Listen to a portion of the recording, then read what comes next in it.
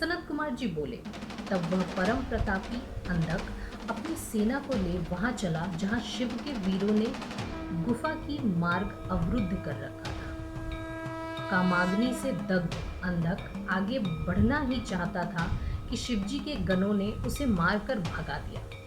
इस कांड से शिवजी को किंचित खेद हुआ और उन्होंने पार्वती से कहा, देखो, इस संसार की क्या विलक्षणता है। कहाँ तो मैं यहाँ पाशुपत व्रत पूर्ण करने आया था और कहाँ दूसरा ही व्रत पूर्ण हो गया। इससे तो मेरा एक प्रकार से बहुत सा बल नष्ट हो गया। इसीलिए अब मैं एक दूसरा ही घोर व्रत करूँगा। आओ किसी दूसरे वन में चलें।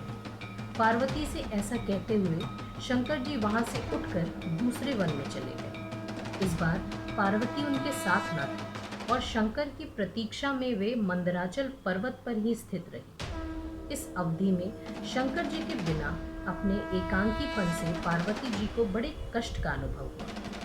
वीरक पुत्र उनकी रक्षा करता रहा। उसी समय एक दिन काम पीड़ित अंधक पार्वती जी की गुफा में प्रविष्ट हो गया। वीरक उससे युद्ध करने लगा। संपूर्ण दैत्यों ने वीरक को घेर लिया।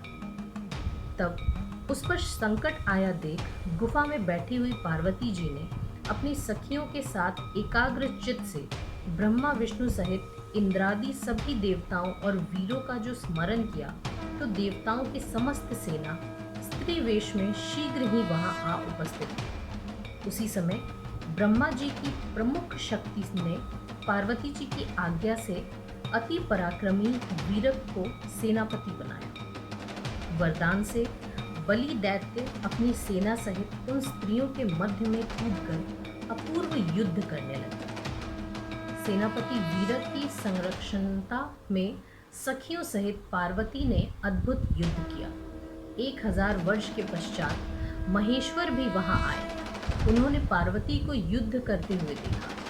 पार्वती की भी उन पर दृष्टि पड़ी। उन्होंने सिर झुका शंकर जी को प्रणाम किया। शंकर जी ने उन्हें हृदय से लगा गुफा में प्रवेश किया। दैत्यों का वेग शांत हो गया। पश्चात उस दैत्य ने शंकर जी के पास संदेश भेजकर फिर उनसे उनकी स्त्री की मांग की। यह सुन कपाल मालाधारी शंकर के क्रोध का अंत ना रहा। उन्होंने उसके दूत को बहुत सी बातें समझाकर उससे युद्ध संदेश भेज दिया।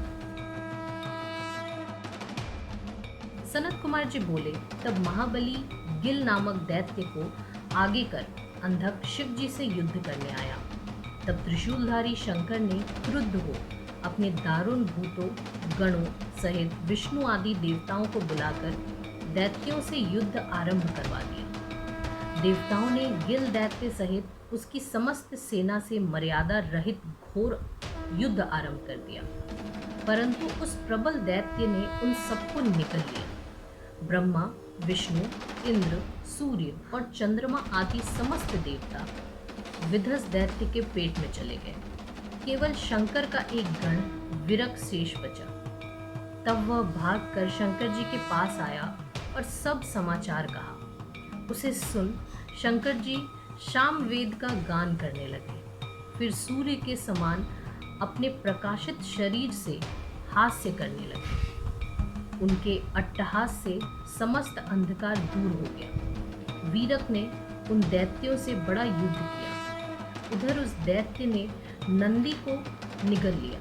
तब नंदी को निगला देख कपर्दी भगवान शंकर ने वृषभ पर चढ़ मंत्र जपते हुए निगले हुए को उगलवाने के लिए युद्ध में आए। उन्होंने अपने तीव्र बाणों से विध्वंस को मारकर उस दैत्य के मुख से विष्णु सहित सेना को बाहर निकाल लिया।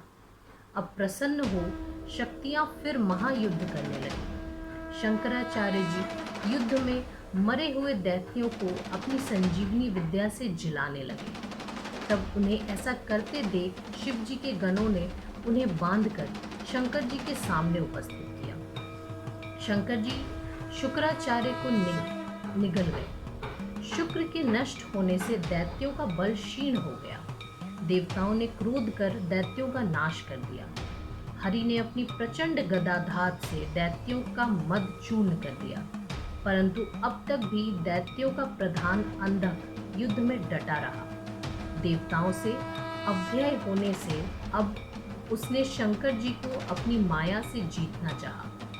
अंधक समस्त युद्ध भूमि में व्याप्त हो घोर युद्ध करने लगा, परंतु शिवजी ने अपने त्रिशूल से उस दैत्य को मारकर छेद डाला।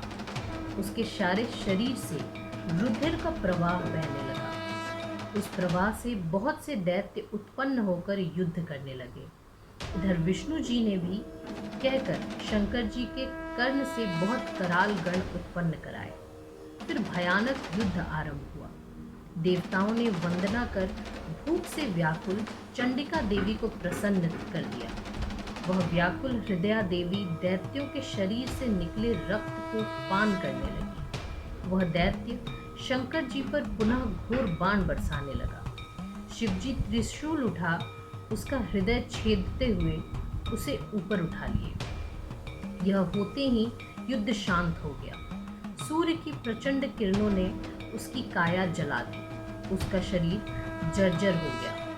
तब वह करुणा सागर परम दयालु शंकर जी की स्तुति करने लगा। शिवजी ने प्रसन्न हो उसे गाणपत्य पद दिया और युद्ध समाप्त हो गया। देव पूजित भगवान शंकर पार्वती जी को साथ ले प्रसन्न हो पुनः अपनी गुफा में चले गए। वहां उन्होंने अपना अंश स्थापित कर परम प्रसन्नता प्राप्त